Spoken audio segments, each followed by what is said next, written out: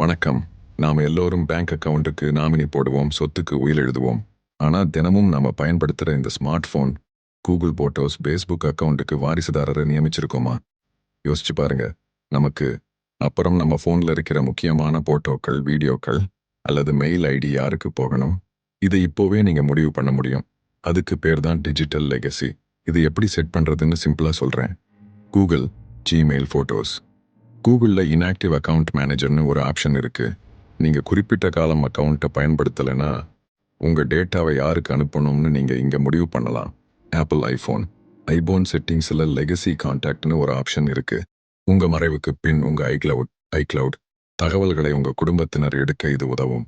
ஃபேஸ்புக்ல legacy contact set பண்ணிட்டா உங்க அக்கவுண்ட்டை ஒரு நினைவு பக்கமா மெமோரியலைஸ்டு அக்கவுண்ட் அவங்களால மாற்ற முடியும். நாம இல்லாதப்பவும் நம்ம நினைவுகள் நம்ம குடும்பத்துக்கிட்ட பத்திரமா போய் சேரணும்னா இன்னைக்கே உங்க போன்ல இந்த டிஜிட்டல் வாரிசை நியமிங்க. இந்த தகவல் புதுசா இருந்தா உங்க நண்பர்களுக்கு ஷேர் பண்ணுங்க.